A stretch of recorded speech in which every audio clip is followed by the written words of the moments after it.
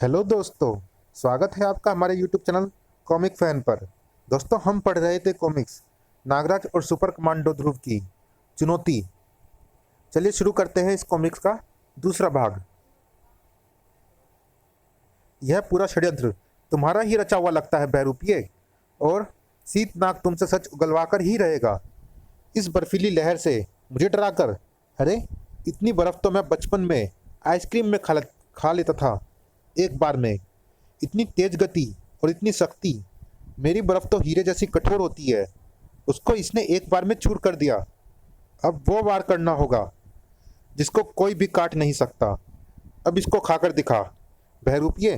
पर ध्यान रखना, ये आम बर्फ नहीं है, ये चैतन्य हिम है, जिंदा बर्फ। और इसको इस दुनिया की कोई भी आग गला नहीं सकती। अगर ये बर्फ सचमुच जीवित है तो मेरा विष इसे मार देगा। जरूर मारेगा, जरूर मरेगी। पर यह हिम विषाणु की तरह है। उधर ये मरेगी, इधर ये पैदा होती जाएगी। घबरा मत, मैं तुझको मारूंगा नहीं। बस अपना काम पूरा हो जाने तक तुझे चैतन्य हिम से बंधक बनाकर रखूंगा, और उसके बाद तुझसे अड़ंगा डालने का कारण पूछूंगा। अब देख कि मैं तेरे सामने उस इमारत को कैसे गिराता हूँ जिसे गिराने से तू मुझे रोकना चाहता था। पर तू पर तू तो वहाँ तुम अभी सहस्त्रधारी नाग की शक्तियों को नहीं जानते। मैं अपने शरीर से सिर्फ महाघातक सर्पों को ही नहीं, बल्कि अपने कई ऊर्जा रूप भी निकाल सकता हूँ। हालांकि ऊर्जा बचाए रखने के लिए मैं इनका प्रयोग महाविपत्तियों में ही करता हूँ। वैसी विपत्ति जैसी तूने आज खड़ी कर दी थी। तू सच में शक्तिशाली है और आक्रामक भी है, इसलिए तुझे जिंदा छोड़ना मूर्खता होगी। शीतनाग के बेहोश होते ही उसकी चैतन्य हिम का असर भी खत्म होने लगा था। अब वह भी उसको एक निश्चित मौत से नहीं बचा सकती थी। ये ये नहीं हो सकता। ये तो मेरे अनुमानों के विपरीत है। लगता है कि तुम किसी और चीज की उम्मीद कर रहे थे, पर मैं जो उम्मीद कर रही थी वह एकदम सही निकली। तुम नागराज हो और तुम नागरानी। जो शक्तियाँ तुम में है वैसी ही कुछ शक्तियाँ मुझ में भी है। हमारा टकराव इन अवशेषों को छीन बीन कर देगा। और अभी की स्थिति देखकर मुझे ऐसा लग रहा है कि यह तुम कतई नहीं चाहते, इसलिए वापस चले जाओ। मेरा यहाँ पर आने का कारण तो एक मजबूरी है, पर तुम्हारे वाइब्रेशन यह बता रहे हैं कि तुम यहाँ की नहीं हो। फिर इसको बचाने के लिए जान की बाजी लगाने का क्या कारण है? क्योंकि यह धरती मेरे एक अति प्रिय का घर है, और उसकी इच्छा है कि इस प्राचीन विलुप्त नगरी को फिर से विलुप्त कर दिया जाए। और ऐसा तुम करोगी। वैसे तो मैं यहाँ से सिर्फ गुजर रही थी, परंतु वर्तमान परिस्थिति देखकर ऐसा लगता है कि ये बीड़ा मुझे ही उठाना पड़ेगा। उससे पहले मैं तुमको इस दुनिया से उठा दूंगा। मेरे रहते यहाँ का एक पत्थर भी हिल नहीं सकता। मेरा उनको हिलाने का इरादा है भी नहीं। नागरानी की विष फुंकार में अद्भुत एवं घातक प्रभाव थे, पर इस विष का प्रभाव अनजाने में कहीं दूर हो रहा था। अचानक से महानगर की इमारतों को क्या हो रहा है? कभी कोई इमारत बिना कारण गिर जाती है और कभी गलने लगती है, और हमारी सरकार के पास उसको रोकने का कोई उपाय नहीं है। तो फिर नागराज कहाँ है? नागराज अभी कहीं गायब है। तो फिर क्या हम एकदम बेसहारा है? यह सब मैग्नम का किया धरा है। वह किसी अद्भुत तरीके से पूरे महानगर को मिट्टी में मिला सकता है। नहीं, अभी एक हाथ हमारे सिर पर है, सुपर कैप्टन ध्रुव का हाथ। खोई खा इस तरफ। ओके, मैग्नम के ऑर्डर है कि पावर बैकअप डबल कर दो। अगर महानगर में पावर गई तो हमारे यंत्र भी नष्ट हो जाएंगे और फ्रीक्वेंसी मॉड्यूलेटर काम करना बंद कर देगा। ऐसा नहीं होना चाहिए, किसी कीमत पर नहीं, वरना यह मुकाबला हम शुरू होने से पहले ही हार जाएंगे। कैप्टन ध्रुव, ये यहाँ तक कैसे पहुंच गया? जरूर किसी ने अपनी जुबान खोलकर मैग्नम से गद्दारी की है। तुम लोगों को जुबान खोलने की नहीं, दिमाग खोलने की जरूरत है। यह तथ्य तो 5 साल का बच्चा भी जानता है कि चिड़िया में मैग्नेटिक वेव्स को महसूस करने की ज़बरदस्त सेंस होती है। और वे ये भी जानते हैं कि जहाँ से मैग्नेटिक ट्रांसमिशन भेजा जाएगा या रिसीव होगा, वहाँ पर मैग्नेटिक वेव्स की डेंसिटी बहुत ज़्यादा होगी। बस मेरे दोस्तों ने ऐसी कुछ जगहों को ढूंढ निकाला और उनमें से तीसरी जगह पर, यानी यहाँ पर मुझे अपनी मंजिल मिल गई, यानी मैग्नम की रीढ़ की हड्डी। और अब मैं उसे तोड़ने जा रहा हूँ। जानते हो मैं तुमसे इतना क्यों डरता हूँ? क्योंकि नागराज एक तूफान है। आता है तो सब कुछ उखाड़ कर चला जाता है, पर तूफान कम से कम दिख तो जाता है। पर तू तो भूकंप की तरह है, कब आएगा और जमीन कब पैरों के नीचे से खिसक जाएगी, इसका पता जमीन हिलने पर ही चलता है। अब तो तेरे भागने के लिए भी जमीन नहीं बचेगी। इस कम्युनिकेशन सेंटर की तबाही के बाद तेरी ब्लैकमेलिंग का आधार ही खत्म हो जाएगा। पर ऐसा होगा नहीं, क्योंकि ये रोबोट्स सिर्फ सर्विस रोबोट्स नहीं है, इनके अंदर डिफेंस की भी पूरी डिटेल प्रोग्रामिंग भरी हुई है। अब जमीन तुम्हारे पैरों के नीचे से खिसकेगी। अपने समय के दो बेहतरीन दिमाग आपस में शतरंज की बाजी खेल रहे थे, पर इस खेल में खिलाड़ी सिर्फ ये दो ही नहीं, कई और भी थे। तेरे अंदर तो सचमुच अद्भुत विष है। आज तक कोई विष मेरे सलकों पर खरोच तक नहीं लगा पाया था। आने वाले वक्त का इशारा समझ गए हो तो लौट जाओ और बंद कर दो इस आयाम द्वार को। चाहता तो मैं भी यही हूं, पर फिलहाल तो मुझको इस प्राचीन नगरी में तुम जैसे लोगों की आवाजाही को बंद करना है, जो इसको नुकसान पहुंचा सकते हैं। तूने इनसे बचने की कोशिश करके बहुत बड़ी गलती कर दी है नागरानी। अब ये सर्प विद्युत रूप में तेरे शरीर में घुसकर तुझे तब तक नहीं छोड़ेंगे जब तक तुझे लकवा नहीं मार जाता।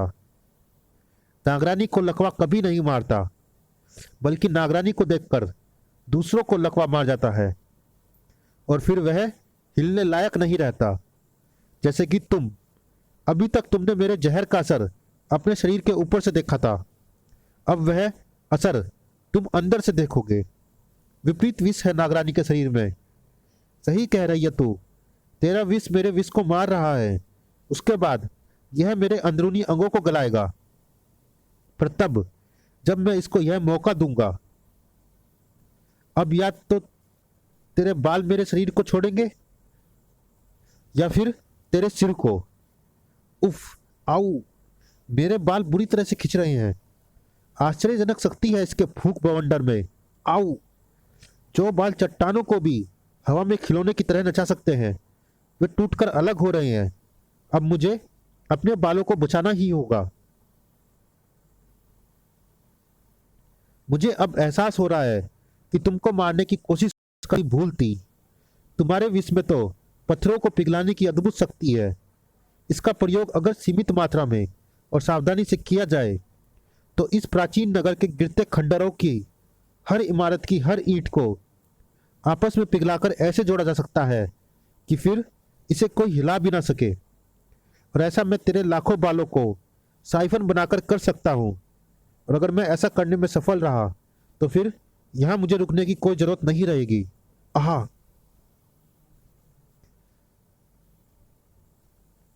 असंभव।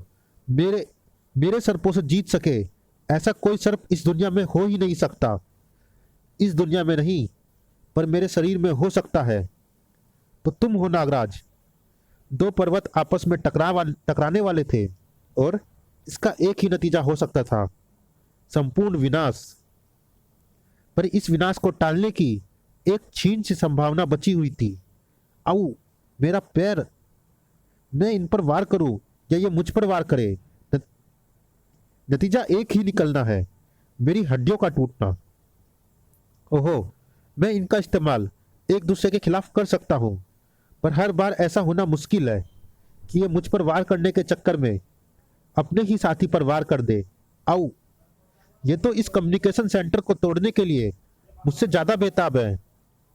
अगर इस कम्युनिकेशन सेंटर के साथ तू भी नष्ट हो गया तो सौदा महंगा नहीं पड़ेगा। थोड़ी दिक्कत तो होगी, पर चलेगा, मैं संभाल लूँगा। पहले तू तो मर।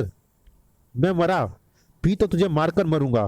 मुझे पता है कि तू बेफिक्र दिखने की कोशिश कर रहा है, पर अंदर ही अंदर इस सेंटर की तबाही की आशंका से बेहद डरा हुआ भी है।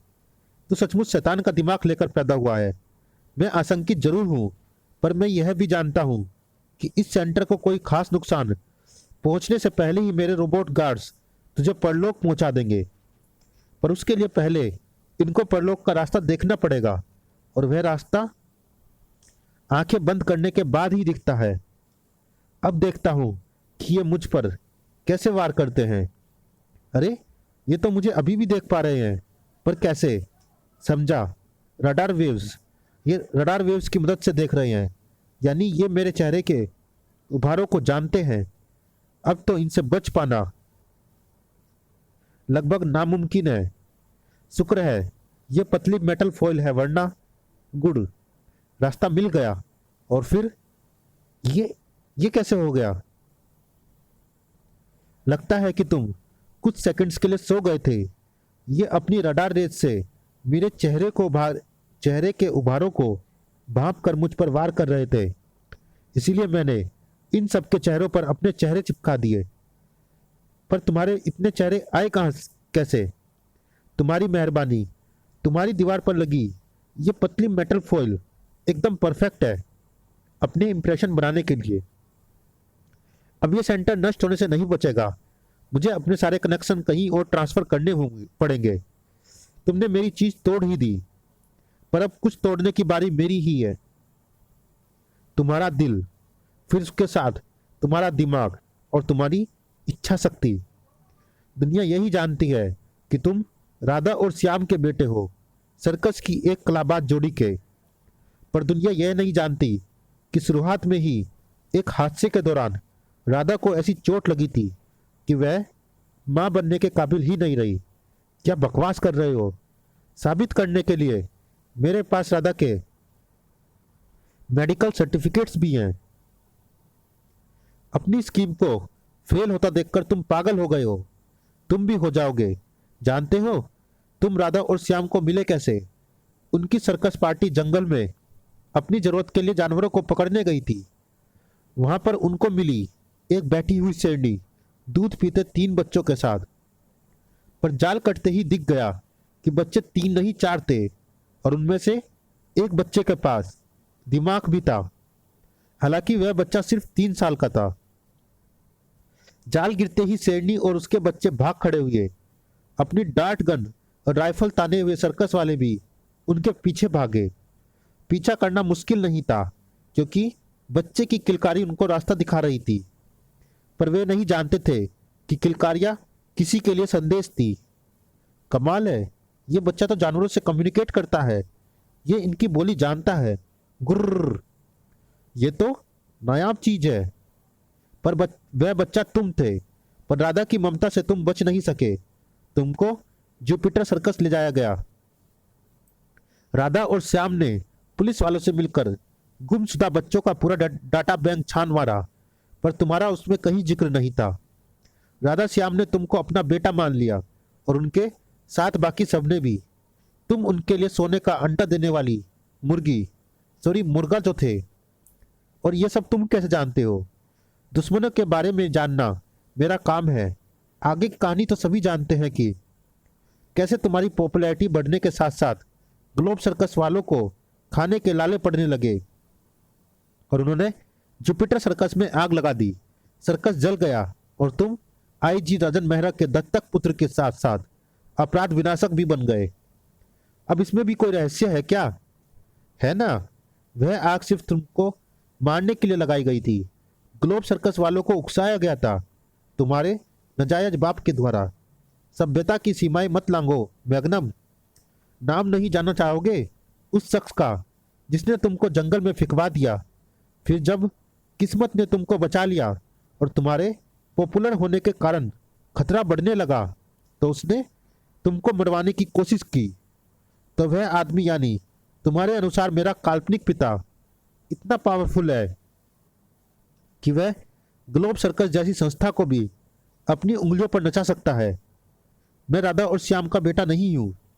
कैसे समझाऊं? अब तो उनका डीएनए भी नहीं रहा जिसे मैं तुमसे मिसमैच करवा सकूं। पर हाँ, तुम्हारे बाप से तुम्हारा डीएनए मैच हो सकता है। अभी भी मामला सीरियस हो रहा था। कौन है वह? तुम्हारा बाप? हाँ, मेरा बाप, वही तो पूछ रहा हूँ। हाँ, तो वही तो मैं भी बता रहा हूँ, वह तुम्हारा बाप है, आज का बाप, आईजी राजन, यानी तब का एसएसपी राजन मेहरा। हाँ मिस्टर सुपर कैप्टन ध्रुव, तुम आईजी राजन की ही नजायज औलाद हो। उसने तुमको अपना बेटा बनाने का ऑफर फ्री में ही नहीं दे दिया। वह तुमको अपने पास रखना चाहता था, अपनी आंखों के सामने, ताकि तुम कभी भी अपने अतीत में झांककर उसकी गलतियों को पकड़ ना लो और वह दुनिया के सामने मुंह दिखाने के काबिल ना रहे। अब बता, मेरा सेंटर टूटने की आवाज ज्यादा तेज है या तेरा दिल टूटने की? हाँ, हमने खुद सुना है। मैग्नम ने आईजी राजन को ध्रुव का असली बाप बताया है। Hi dad. कम सन, तो आज तुमने वह बम फोड़ ही दिया। आपने ही तो यह बम मेरे हाथ में थमाया था। आपकी ही दी जानकारी ने आज ध्रुव को खत्म कर दिया है।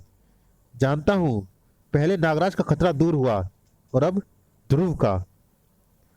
अब हमको ब्रह्मांड का स्वामी बनने से कोई नहीं रोक सकता, नागराज भी नहीं। तो तुम ही वह नागराज हो जिसने इस नगरी को नष्ट करने का आदेश इन क्षुद्र नागों को दिया था। तब वह आदेश सिर्फ कुछ इमारतों को प्रायोगिक तौर पर तोड़कर उनका परिणाम देखने के लिए था, पर अब मैं खुद नगरी को पूरा तोड़ने के लिए आया हूं, ताकि तुम जैसे और खतरे आकर हमारी धरती को नुकसान न पहुंचा सके। मुझको सिर्फ इस प्राचीन नगरी से मतलब है, इसके बाहर की तुम्हारी धरती पर पैर रखने की मेरी कोई इच्छा नहीं है। यह द्वीप भी हमारी धरती पर ही है और जब तक यह प्राचीन नगरी यहाँ पर रहेगी, खतरा बना रहेगा। इसको या तो टूटना होगा या फिर से पानी के नीचे जाना होगा। फिलहाल ऐसा कर पाना संभव नहीं है। क्यों नहीं है? क्योंकि मैं इसे संभव नहीं होने दूंगा। मेरे रहते इस धरती पर कोई आफत टिक नहीं सकती।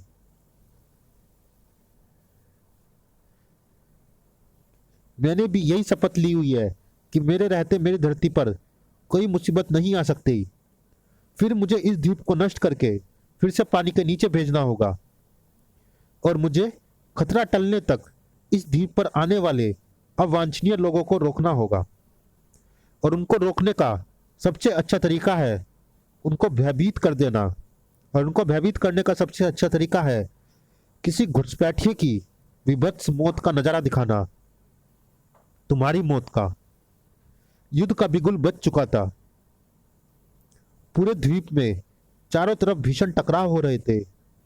यह समय द्वीप पर जाने वाले किसी भी व्यक्ति के लिए अच्छा नहीं था। बस भगवान से यह मनाओ कि अब तक प्लेन सही सलामत हो।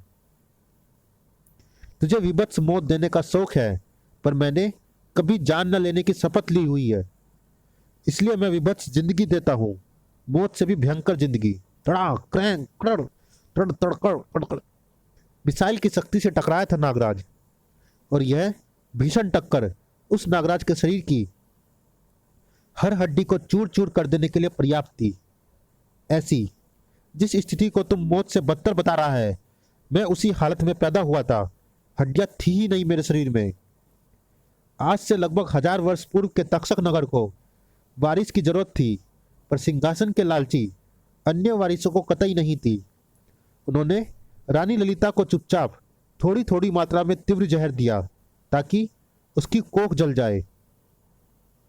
पर षड्यंत्रकारी ये नहीं जानते थे कि रानी की कोख में भ्रूण आ चुका है, नागराज का भ्रूण। हालांकि विष ने महीनों तक मेरे शरीर को पनपने नहीं दिया। मेरे शरीर का विकास समय के साथ साथ अलग अलग दिशा में होता रहा। 3 वर्षों तक मैं माँ की कोख में ही रहा। जैसे ही उनको सच्चाई पता लगी, उन्होंने तक्षक राज की नजरों में रानी को गिराकर उनको सर्प दंड दिलवा दिया। आप तो पिछले 1 वर्ष से युद्ध पर गए हुए थे भैया, फिर रानी गर्भवती कैसे हो गई? रानी पतिता है भैया, इसको सर्प दंड दिया जाए। सर्प दंड यानी परम विषधारी सर्प हलाहलधर की ज्वालामुखी रूप भांबी में फेंक देने का दंड, जहां से हर वक्त विष लहरिया ज्वाला के रूप में निकलती रहती थी। पर मेरे दुश्मन मां पर एक एहसान कर गए थे। उन्होंने जहर खिला खिला कर उसके शरीर में प्रतिरोधक क्षमता पैदा कर दी थी। वह विष ज्वाला में जली नहीं और उसने हलाहल धर की महाबाम्बी में मुझको जन्म दिया, एक लुंजपुंज शिशु जिसके शरीर में हड्डियां नहीं थी। जन्म लेते ही माँ हलाहल विष की फुंकारों ने मेरे शरीर को जहर में बुझाना शुरू कर दिया। माँ की कोख ने मुझे 3 वर्षों तक संभाल कर रखा था। मौत को भी शायद कोई जल्दी नहीं थी, पर विष की लहरों के साथ वहाँ पर अमृत भी था, माँ का दूध। लोग आज तक इसको मात्र मुहावरा समझते हैं, पर उस अमृत का एक घूंट अंदर जाते ही मेरा शरीर प्राणघातक विष और ममतामयी अमृत के बीच में छिड़ा एक युद्ध का मैदान बन गया। आखिरकार हार विष की हुई। मेरे शरीर में मौजूद दर्जनों तरह के विषकण आज्ञाकारी बच्चों की तरह माँ के दुग्ध कणों के साथ आ जुड़े। पलक झपकते ही मेरा कंकाली तंत्र बनना प्रारंभ हो गया और माँ के दूध की हर घूंट के साथ मैं मौत को अपने से दूर धकेलता गया, मीलों दूर, जैसे कि अब तू जा रहा है। आह, माँ की शक्ति के सामने देवतुल्य माँ हलाहल विषधारी हलाहल धर का विष भी फीका पड़ गया था। उन्होंने ही मुझे मानव होते हुए भी नाग गुणों से संपन्न किया और सहस्त्रधारी होने का वर भी दिया। वह शक्ति जो सर्पों को 1000 वर्षों तक जीवित रहने के पश्चात मिलती है, वह मुझे जन्म लेते ही मिल गई थी। अब तू समझा कि तू मेरी हड्डियां क्यों नहीं तोड़ सकता और मैं तेरी हड्डियों का चूर्ण कैसे बना सकता हूं। मेरी अष्टभुजाओं से निकले 8 भिन्न प्रकार के विषों के सम्मिश्रण से यह नागराज कभी उभर नहीं सकता। अब सागर में ही उसकी समाधि बनेगी। सागर में नागराज की नहीं, इस प्राचीन नगरी या यूं कहो कि आयाम नगरी की जल समाधि बनेगी। उधर देख। सुनामी? पर बगैर भूकंप के सुनामी आना असंभव है। भूकंप आया तो है, नागराज नाम का भूकंप। मुझे इस लहर को रोकना होगा।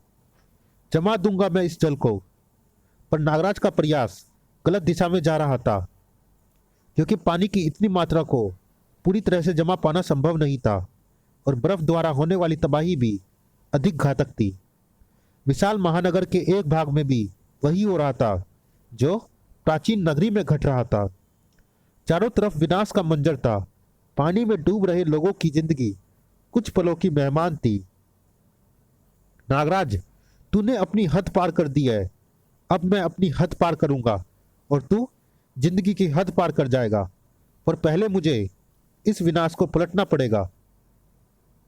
उन अद्भुत सर्पों ने तेजी से प्राचीन नगरी को डुबो रहे पानी को निकालना शुरू कर दिया। यह सहस्त्रधारी शक्ति है। मेरा शरीर इस ब्रह्मांड के सबसे कड़े पदार्थ में बदल चुका है। इसका एक हल्का सा वार भी तुझे विखंडित कर देगा। अरे, कहाँ गया? यहां पर तुम्हारे ठीक पीछे। जरा देखूं कि ब्रह्मांड की सबसे कड़ी धातु का गलनांक क्या है। यह उष्मा को ग्रहण नहीं करती। अब तुम अपने पीछे देखो। यह तब तक तुम्हारा पीछा नहीं छोड़ेगा जब तक कि यह तुमको विखंडित नहीं कर देता। गलती कर गए ना नागराज।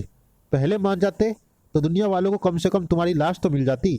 अब तो उनको तुम्हारी धूल तक नहीं मिलेगी।